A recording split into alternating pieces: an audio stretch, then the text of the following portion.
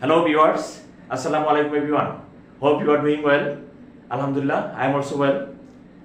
Welcome back to my another class, and today's topic is about the correct pronunciation of 12 months in English.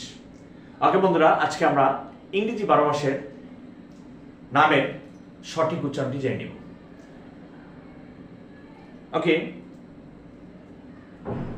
January, February, March. এই ক্ষেত্রে March আমরা প্রায়শই March উচ্চারণ করি, আসলে শব্দটা মার্চ হবে না, কারণ যখনই আর এর পরে কনসোনেন্ট সাউন্ড থাকে সেই ক্ষেত্রে আর উচ্চারিত হয় না। March, March. April, April. May, যেহেতু শেষে এ ওয়াই আছে, উচ্চারণ হবে May. June, July, August, September. এখানে সেপ্টে টিটা ঠায়ের মতো উচ্চারণ হবে, ঠা সাউন্ড। সেপ্টেম্বর, এবং শেষে আর উচ্চারিত হবে না, কারণ ব্রিটিশরা শেষে আর উচ্চারণ করেন। সেপ্টেম্বর, যদিও আমেরিকানরা শেষের আর উচ্চারণটি করে থাকে। ওকে, সেপ্টেম্বর।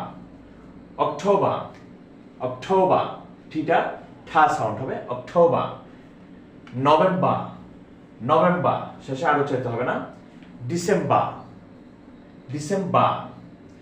ওকে ডিয়ার ভিউয়ার্স, আমরা প্রথম থেকে শেষ পর্যন্ত উচ্চারণটি আবার দেখি।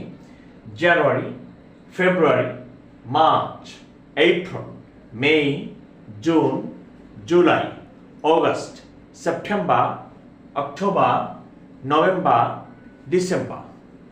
Okay, that is the correct pronunciation of 12 months in English. Okay বন্ধুরা, আশা করি আমরা এভাবে প্র্যাকটিস করলে আমাদের সঠিক উচ্চারণটা শেখা হয়ে যাবে। তো ওকে, সবাইকে শুভেচ্ছা জানিয়ে আমি আমার ক্লাস শেষ করছি। আসসালামু আলাইকুম রহমতুল্লাহ।